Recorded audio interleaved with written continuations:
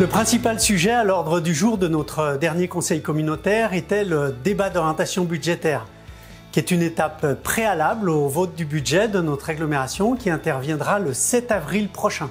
La préparation budgétaire doit nécessairement prendre en compte la situation financière de la collectivité, mais aussi le contexte global de l'économie nationale et internationale. Et ces différents éléments m'ont amené à privilégier une maîtrise des dépenses de fonctionnement afin de maintenir un niveau important d'investissement.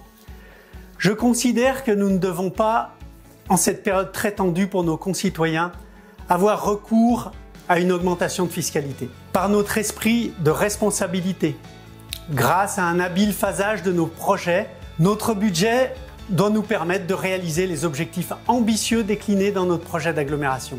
Quelques exemples de ce que nous projetons dans ce mandat: trier encore plus nos déchets, poursuite de notre politique de diversification touristique, du verdissement de la flotte des transports en commun, de la réhabilitation du parc de logement, du renouvellement des réseaux d'eau et d'assainissement, mais aussi de créer un service d'appui aux communes et de stratégie foncière. J'ai bien noté que parmi les élus du conseil communautaire, certains prônent une augmentation de la fiscalité. Cela me semblerait être un mauvais coup porté aux habitants et aux entreprises de notre territoire, au moment où la problématique du pouvoir d'achat est si prégnante dans la société. C'est la position que je défendrai lors du vote du budget.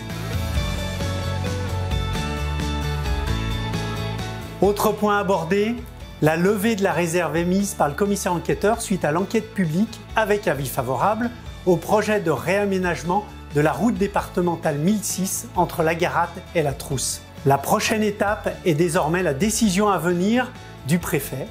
Et si celui-ci donne son accord, comme nous l'espérons, les travaux pourraient démarrer fin avril. Je rappelle que ce projet est attendu depuis de nombreuses années et a donné lieu à de nombreux temps de concertation et d'échange avec les riverains, les associations et les communes concernées. Il permettra notamment une meilleure fluidité de la circulation, qui est un intérêt sur la qualité de vie et d'un point de vue environnemental, la sécurisation des piétons et des cycles avec la création d'un trottoir sécurisé, de traversées également sécurisées et surtout une facilité d'accès au bus. Enfin et pour finir, en réponse à la situation dramatique que connaissent les Ukrainiens, j'ai souhaité que Grand Chambéry participe à l'élan de générosité en attribuant 2 subventions exceptionnelles. 14 000 € tout d'abord qui seront versés au Fonds d'action extérieure des collectivités territoriales géré par le ministère de l'Europe et des Affaires étrangères. Et 1 000 € au groupe d'intervention, protection, prévention, sauvetage et sécurité qui accompagne l'acheminement de dons jusqu'en Ukraine suite à la mobilisation de l'Union des commerçants de Chambéry.